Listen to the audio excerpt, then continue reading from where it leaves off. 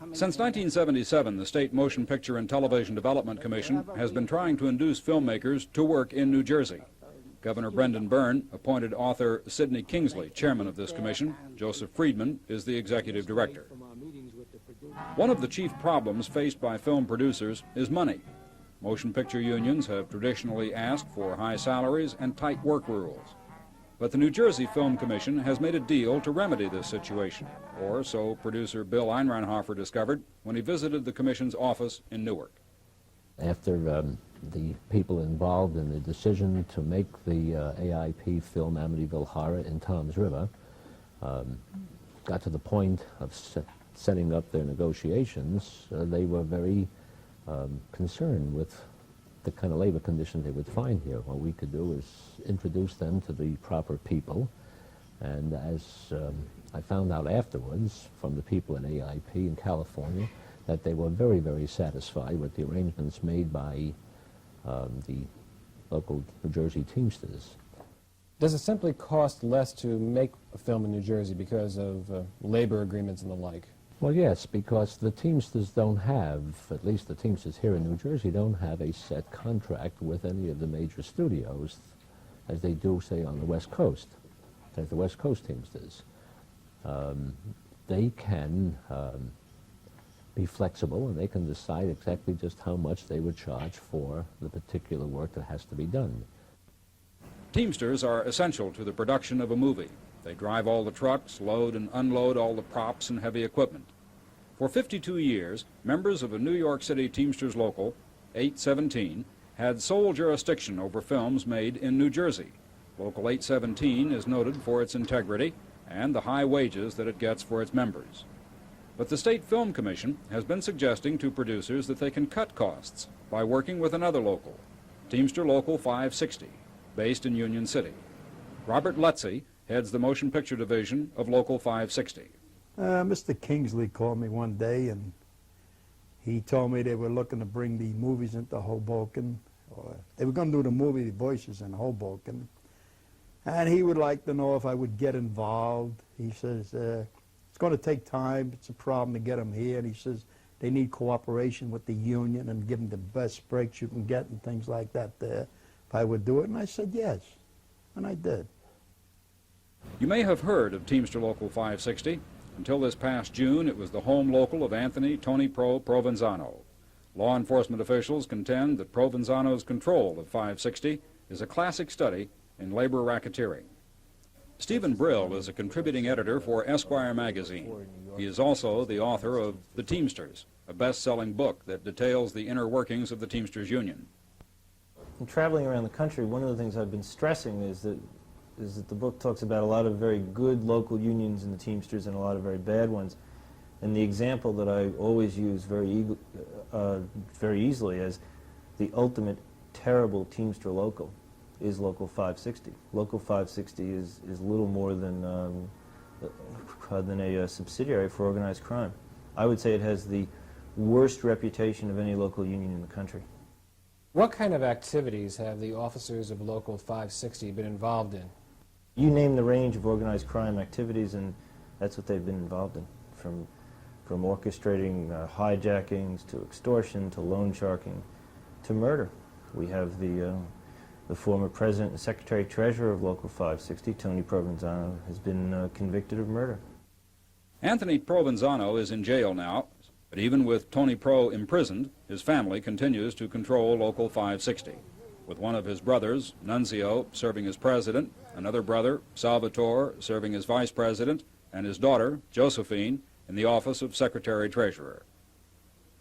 Robert Lutze, the man chosen to run Local 560's motion picture division, is one of Anthony Provenzano's most trusted subordinates, but his relationship with the Provenzanos extends well beyond union business.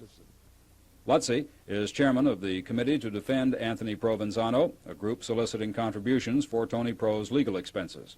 At a more personal level, Anthony Provenzano is the godfather of at least one of Robert Lutze's children.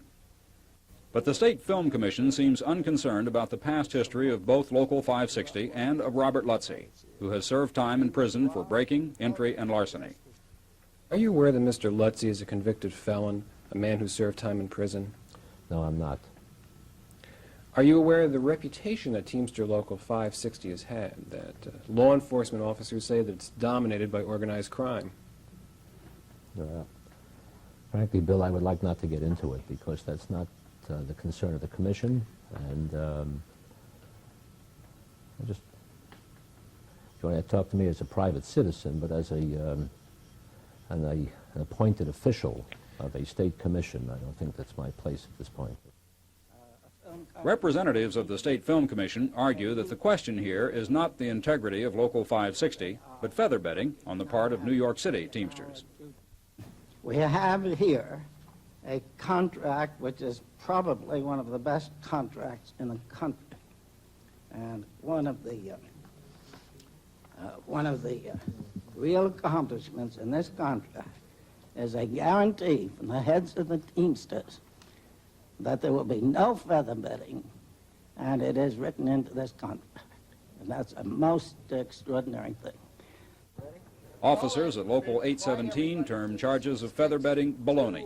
They point to master contracts they have with 5 major studios, adding, "You don't hear them complaining." Local 817's members, more than half of whom live in New Jersey, told us that they feel they are being slowly pushed out of New Jersey film projects and are surprised that no one at the State Film Commission has even bothered to contact them. Robert Lutz's role in film production isn't confined to just labor matters. In fact, he's become something of a quasi-official ambassador for the State Film Commission.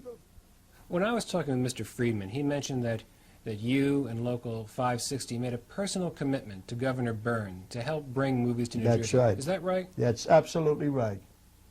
That's absolutely right, because they advertised me in California in Variety and a few other papers out there. And I've had I don't know how many calls from directors and producers, mostly producers. And we work everything out. I hesitate to speculate just in general terms about having any group involved in any situation, what the ramifications are. Certainly the track record of 560 is that where 560 officers go, there is corruption, there's crime, there's extortion. And it seems to me that you're hoping against hope if you assume that if 560 gets involved in something like the movie industry, where there's so much discretion both in content and in the kinds of costs involved in producing a movie, that you're hoping against hope that if 560 gets involved that it's going to be honest, because there's nothing in the track record that says it's going to be honest. The influence of Teamster Local 560 is already being felt on New Jersey movie sites. Teamsters working on films shot in New Jersey have been given letters encouraging them to donate to the Anthony Provenzano Defense Fund. Some contend that this is just the beginning. This year, there were only 13 films shot in New Jersey, but the state has ambitious plans to turn this abandoned railroad terminal in Jersey City, or some other North Jersey site, into a massive motion picture complex. The Film Commission envisions the construction of the largest production center on the East Coast, with facilities equal or superior to those available in Hollywood. If that ever occurs, Teamsters Local 560 will be in an even more powerful position, since only Teamsters approved by 560 will be allowed to work in this complex. Robert Stewart, the chief of the Federal Organized Crime Strike Force in New Jersey, testified earlier this year that labor racketeering has not changed essentially since the 1950s, when it was so brutally exposed in the classic On the Waterfront. Ironically, until this year, the last major motion picture shot in New Jersey. Stewart told members of the Senate Subcommittee on Investigations that it is a serious mistake to believe that the circumstances portrayed in Marlon Brando's On the Waterfront are somehow passé. What we have today is the exact same problem as in the 1950s, involving many of the same suspects. All right, let's go!